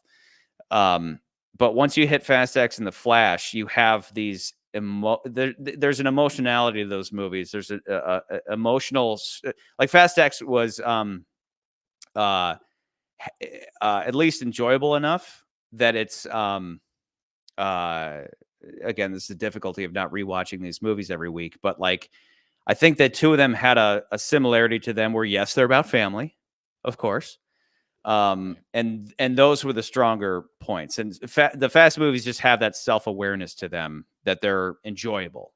The Flash was put above it because The Flash has, I mean, it has such a good emotional payoff and builds up to that throughout the whole story of this guy he's having a hard time letting go of the past. He has to eventually let go of his mom, and he can't save her, and he's got to accept that.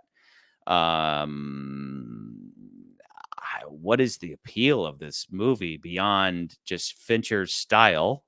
But it's by far not the best Fincher movie. I think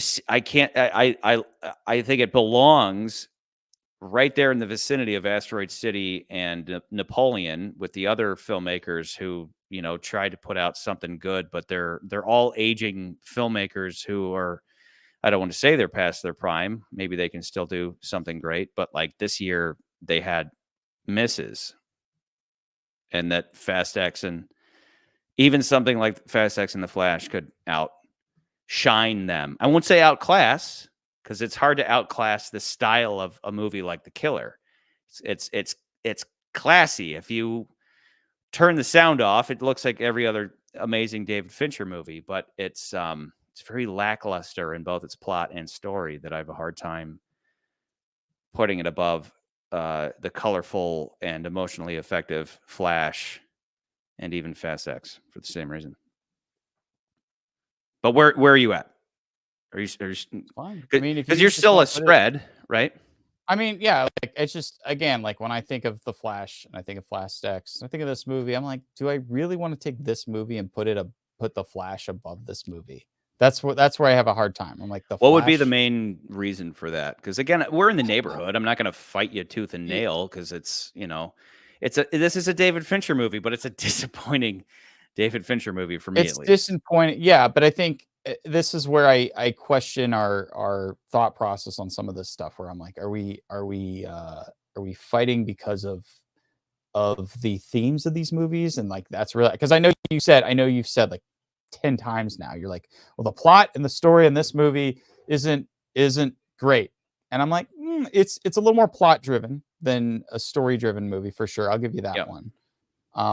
And I think whereas The Flash is a much more story driven movie, whereas the plot of that movie is just all over the fucking place. Before we answer this, though, let me ask you, what was your favorite sequence of this movie? Because it's 5 chapters and an epilogue. What was your favorite?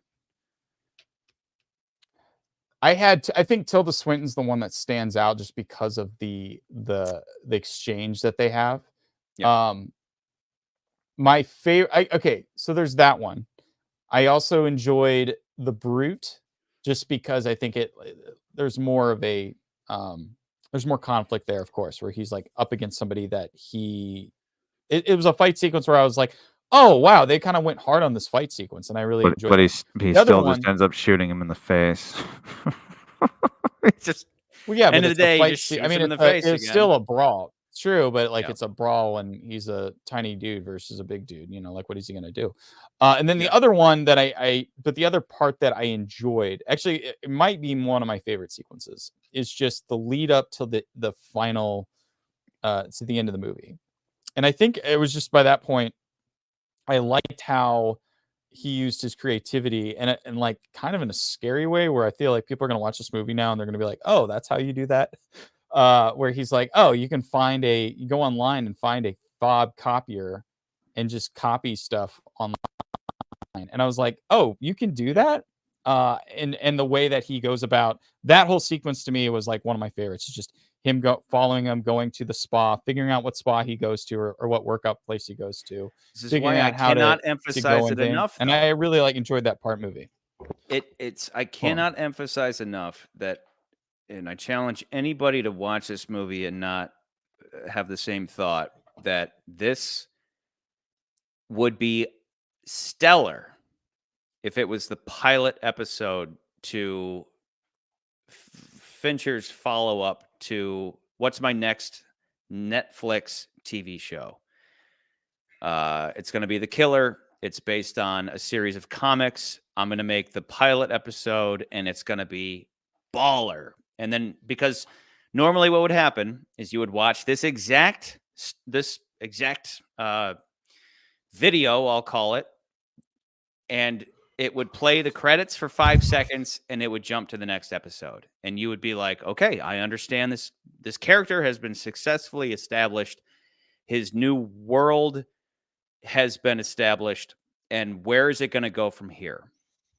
And maybe who's left alive? The billionaire. And maybe the choice of leaving the billionaire alive comes back on him, or whatever it may be, or maybe the choice of not disappearing the woman with kids comes back on him, or there would be some follow-up to these decisions he made, aka a story. But I'm sitting there like, okay, I'm ready for episode 2. Hey Char, hey Maxwell Sheffield, that's the end of the story. I'm like, well, then there was no goddamn story, So Psychoman 90 says this movie was engaging from the start, but then it began to feel like running a marathon, and I find myself asking, when is it going to end? When it ended, I felt like that was it, and that's That's true. how you felt about this movie. Movie ends, and you're like, what? But this is why I comes post along to and is like, you. yeah, it's about nihilism, and nihilism's all about there is no point. So you sit there and you're like, what's the point? Well, guess what? There is no point. And I go, no. Then what's the difference between nihilism and laziness?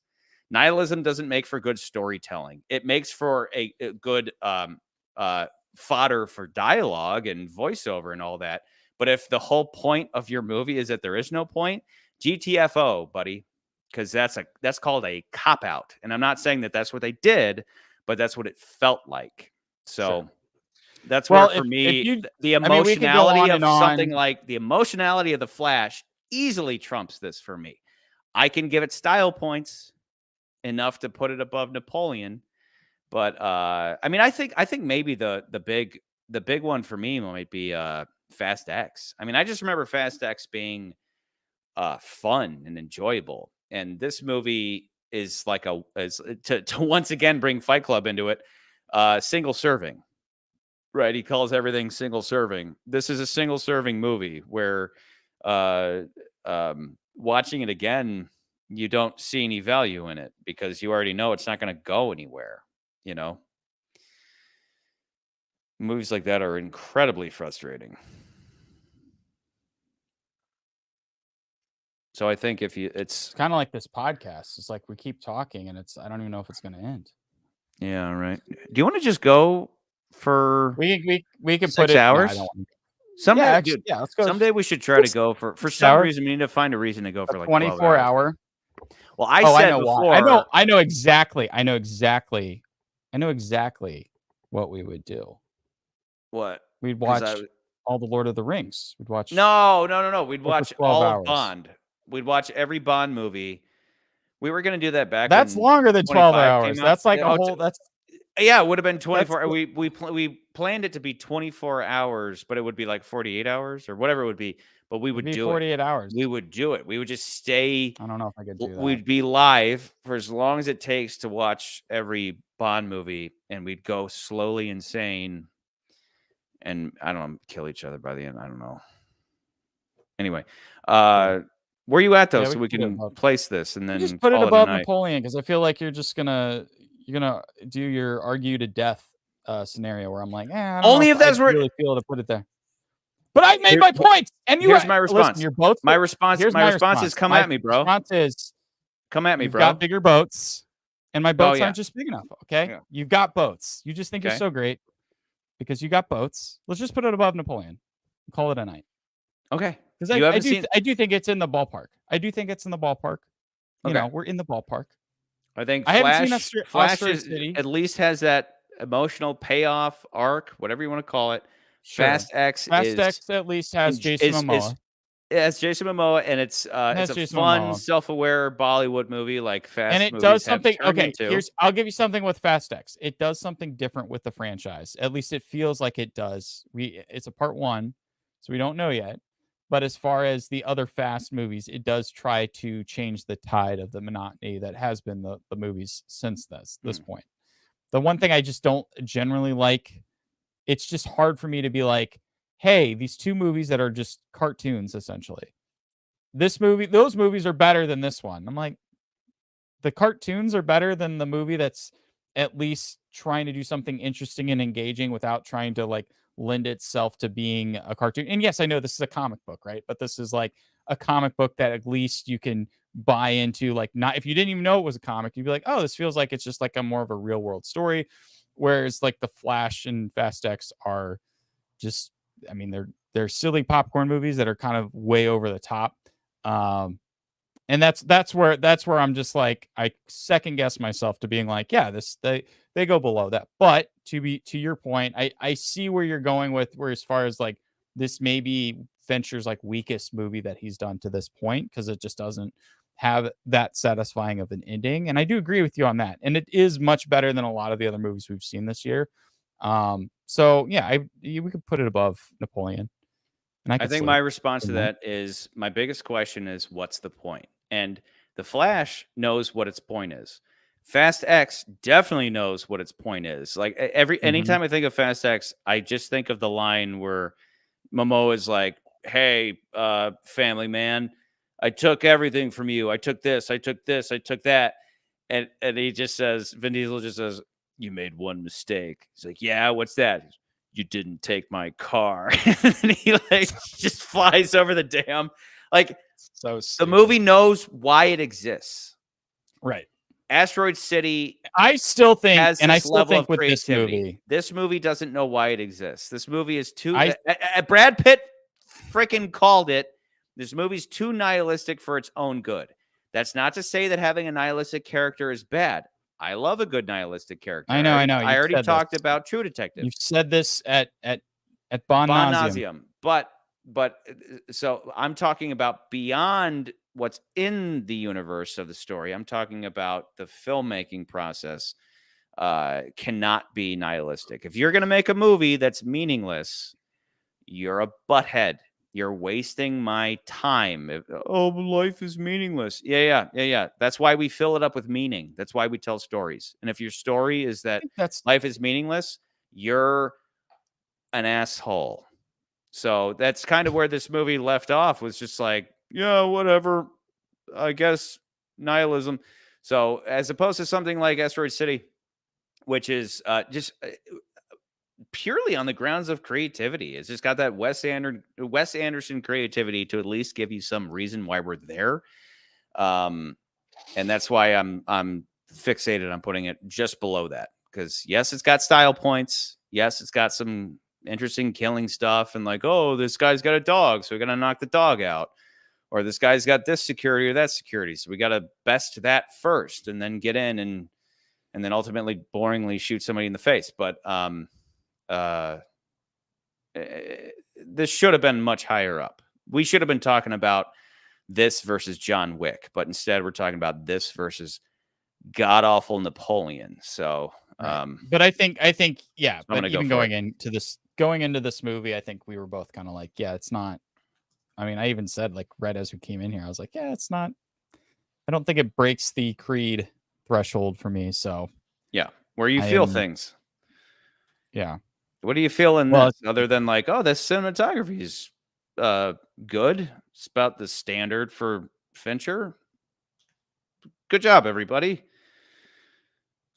You know, I'm glad, but like, even Fassbender, I'm kind of questionable. Even after watching it twice, I'm like, I love me some Fassbender, but I'm still like, I don't know if he even understood the character or if he tried to convey some. But I mean, it could have easily been something where he had done something in one take and then they used a different take or whatever, you know. Sure. Oh, Knights of the Zodiac. What would it take to get Knights of the Zodiac out from the bottom? Like, what's that movie really bad? Like? Probably my movie. Right? That'd be hilarious. Yeah, no, we'd have to see an equally bad movie. And I don't know if it's enough time for an equally bad movie this summer. I mean, for the rest of the year. I mean, we've got I think we got Wonka next, maybe. The list is the schedule. The schedule has changed a lot because a couple movies have been taken off the list. Things got moved around. Like 2 movies that were supposed to be, I think, this week or not last week. It was The Bike Riders and Magazine Dreams, which was Jonathan Major's other movie that was going to come out this year. Both got pulled. So I don't know. But I'm looking forward to Iron Claw. I'm looking forward to Ferrari. Yeah, Wonka looks interesting.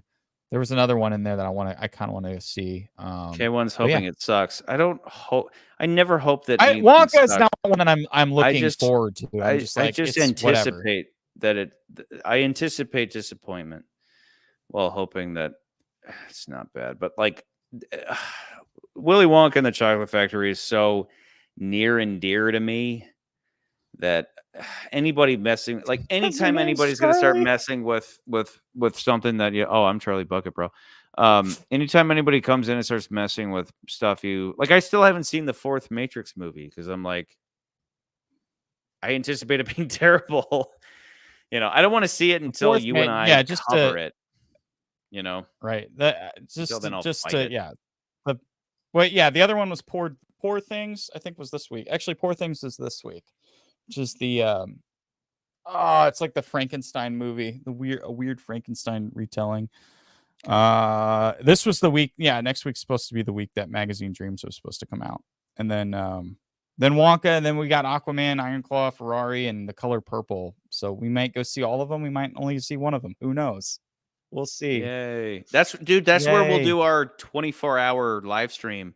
We're gonna go. We watched all these movies, every single 2023 movie, including Bollywood, internationally, all 10,000 movies made in 2023. We're gonna watch them all. All of them. We're gonna live stream for 2,400 hours straight. We should put 80 for Brady on the top. 80 for Brady should have been on the top of this list, honestly, guys. It's gonna be 2032 by the time we're done with 2023 rankings. So I hope all y'all watching are ready to, in all mathematical likelihood, die before we finish this list. Oh, the other one, someone did tell me, though, the other one we should have seen was Godzilla minus, I think it's -0 or -1. Everyone's been talking about this movie as like, is that out of Japan? Yeah, it's from Japan. So, like, you've got the American Godzilla that is now become the MonsterVerse with Godzilla and King Kong, and they have a new series on Apple. There's also a new Godzilla movie coming out next year with Godzilla. It's Godzilla King Kong New Kingdom or something like that. It's supposed to be the sequel to Godzilla versus King Kong. This movie is just from the Toho side, it's just from Japan. But apparently a lot of people have been talking about this movie like it's the best Godzilla movie they've ever made. Maybe we should go see that one. I don't know. Maybe. Who knows? Do it. So anyway, I think we're placed. And we're gonna toast not to the primary people, but to the show stealer. the showstopper, the show stealer. I mean, Tilda's scene, especially after watching it a second time, the moment she comes in, you're just like, this is the most interesting scene of the movie. She's the only one who kind of, I mean, like we already said, the lawyer kind of did as well, but she from the moment she sees him, she's kind of trying to manipulate him, but she's also being very truthful. She's speaking to him in a way that he can obviously relate to, because he initially says nothing to her in the scene. And just to lay it out very quickly, she's having dinner and he sits down and she's like, wait, who are you? Oh, immediately she knows what she's dealing with and does what any person in their right mind would do. Immediately orders a shit ton of whiskey so that she can get a little buzz on before she gets murdered. And her first line is great. She says, suddenly I'm wishing I would have eaten Haagen-Dazs for every meal. Immediately she's like, okay, I know I'm dead. Did you that scene reminded me a lot of the Bourne Identity with like the other assassins that Bourne runs into, that like totally they kind of see eye to eye. Like they're just like, yeah, you and I do the same thing, but it sucks that you got to kill me. But like, hey, as we kind of have our little moment together. But of course, this played a little bit differently. But that was the first thing that I thought of when I saw this scene play out. I was like, oh, this is great. But yeah, I believe her. To your point, you can believe that she is who she is because she understands the mindset and the process and everything about the life. I do think it's because when you look at all the other characters in the film, especially all the other actors, no offense to them, but they're not like big caliber actors by any means. Like you don't see them in a lot of stuff outside of Fassbender, but Fassbender's playing this much more methodical, very like doesn't say much of anything because kind of has his own thoughts, and so much of his dialogue is done in a booth someplace. Where she's the only person that gets to really chew the scenery out of all the other actors, save for maybe the lawyer and maybe Claiborne, but like even them, they're just like there very briefly. She's the one that kind of just sticks out. She's the show stealer. She's the Q-tip. The Q-tip. Yeah. Last thought though, real quick on everything Fassbender, because we kind of already talked about how he's kind of, it's like, it's not exactly clear on is he a pro or not. He says at some point that he batted 1,000, meaning that he's always been successful. But we see him screw up a couple times in this movie. I already talked about how him missing the shot may have been on purpose, just to like throw chaos into his life, because too much order is boring. So people sabotage their lives to inject some fun chaos. He also, when he hits the lawyer with a series of nails in his chest so that he'll live for only 6 or 7 minutes, so that he'll like spill his guts about literally and figuratively regarding where these assassins that he's looking for are. So Fassbender does screw up a few times, right? But that never becomes the story of like you're questioning whether or not he's good or bad at his job, because he always wins in the end. But with there was a part of me as I was she watching challenges this movie, him. Yeah, go ahead. There was a part of because there was a part of this movie where we were thinking about it after the fact. I'm thinking like, is he not like, it's not an unreliable narrator necessarily, but in that same kind of vein of like, he says one thing just so he's saying all these things, so it's really just him psyching himself up, thinking he's better than what he actually is. And then we actually see him play things out, and he's good, but he's not as good as he says he is, I guess. But he always wins the day with little to no resistance, including, it would have been more interesting. Like, so Tilda's character, she's being honest with him, but she is looking for weakness, as he puts it. Any kind of empathy equals weakness or empathy equals vulnerability equals weakness, which we talk about that with James Bond a lot. Bond is the same exact thing. any kind of emotion is weakness. How could you say that? Men should show emotion. Yeah. You're not James Bond, okay? Shut up, because at that level, it is weakness, right? McCurdy, I can tell you're on your cell phone because I can hear that. I'm like an airline pilot. I can hear you. I can hear your dots and dashes of your damn cell phone in my headphones. Okay? Put it on airplane mode or I'm kicking you off this flight. Hey, are you showing your emotion? Are you showing your emotions right now? You make me super Are you emotional showing your with that. emotions right? Are you showing your emotions right now? Speaking of emotions, SB says Tilda Swinton's wife. I've never heard anybody be sexually attracted to Tilda. That's a pretty good photo, though. She kind of looks hot right there. And the Cycle Man. I wanted to find the weirdest. Yes. I said the same thing. I said the same thing. Yeah. I want a movie with both of them in it. Like, I just want a movie where they're like they play sisters. Yeah, they're sister assassins. Yeah, but they're like bitchy towards each other. Yeah, you know, like they don't like each other. Yeah, they have to kill the same. They have to kill. Like it's a movie where they have to kill. They have to kill another weirdo. So played by Joaquin Phoenix, and he's the mark. And then there are two assassins, and they hate each other, but they're like sisters, and they have to work together. I'd see it. I'm gonna buy directed my by Wes Anderson right now. Directed by Wes Anderson. Perfect. That'd be a weird movie. We don't often do this. Normally, we'll toast to the star or the director or writer or the actual person. This is a rare case where the lead actor, who's very talented, is not the best part, and the director, who's very talented, is not the best part. So to Miss Swinton, Tilda, for breathing some life into an otherwise, unfortunately, lackluster film. Yay. She wasn't in Lord of the Rings, but she could have played Gollum. Cheers. She was the White Witch, okay? Good enough. Good night, y'all.